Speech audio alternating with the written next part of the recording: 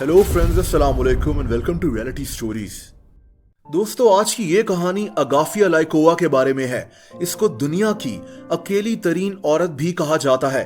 ये औरत पिछले 76 सालों से पूरी दुनिया से बेखबर साइबेरिया के बर्फपोश पहाड़ों में रह रही है, वो भी बिल्कुल अकेली।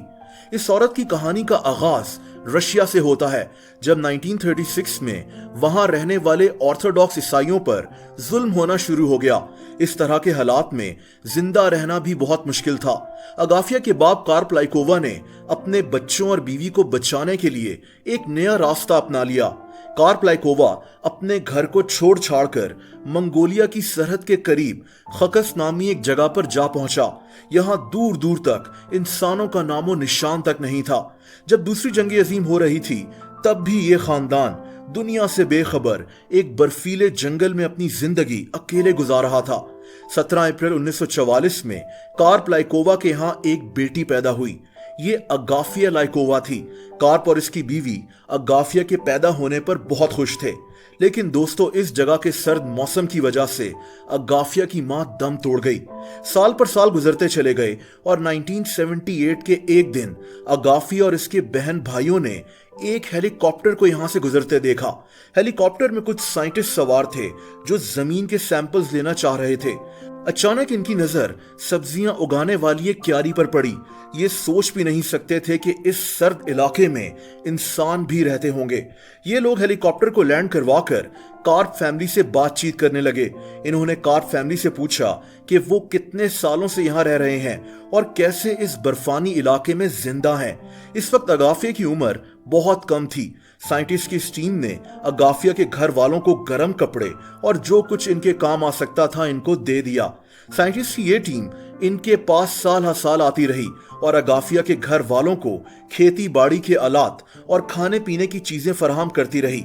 दोस्तों, वक्त गुजरने के साथ साथ अगाफिया के घर वाले बीमार होना शुरू हो गए।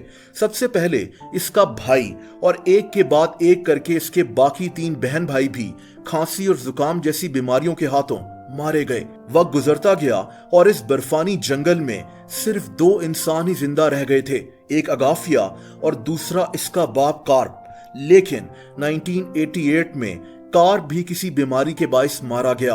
अगाफिया अब हमेशा के लिए तन्हा हो गई थी। इसे अपने प्यारों के खो जाने का बेहद दुख था, लेकिन इस जंगल में इसका गम बांटने वाला कोई नहीं था। दोस्तों, अगाफिया चूंकि इसी माहौल में पली बढ़ी थी, इसीलिए इसने हिम्मत नहीं हारी और अकेली हर काम करने लगी।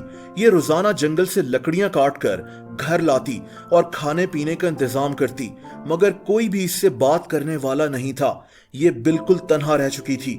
जब रशिया की हुकूमत को अगाफिया के तन्हा रह जाने के बारे में पता चला तो इन्हें बहुत अफसोस हुआ। अगाफिया की कहानी पूरी दुनिया में फैल चुकी थी और बहुत से न्यूज चैनल्स इससे मिलना चाहते थे। दोस्तों, आज अगाफिया को रशियन हुकूमत की तरफ से हर तरह की सहूलत मैसर है। बहुत बार इसे इस बर्फानी इलाके को छोड़कर आबादी में मुंतकिल करने की पेशकश भी की गई, लेकिन ये यहाँ से जाना नहीं चाहती। ये औरत अपने इस खामोश और खूबसूरत माहौल से बहुत खुश है। रशिया के एक बिलियनियर ओलिगार ओलेग ने अगाफिया को रहने के लिए एक निहायत जदीद किस्म का घर भी बनवा कर दिया है, जिससे वो साइबेरिया की बर्फानी तूफानी रातों में सुकून से रह सकती है। इसके पास अब एक सैटेलाइट फोन भी है, जिससे ये 250 किलोमीटर दूर इंसानी आबादी में मौजूद रेंजर्स को अपनी मदद के लिए कभी भी बुला सकती है। लोग अगाफिया को बहुत से गिफ्ट्स, गर्म कपड़े और जरूरियात जिंदगी की बहुत सी चीजें भेजते रहते हैं।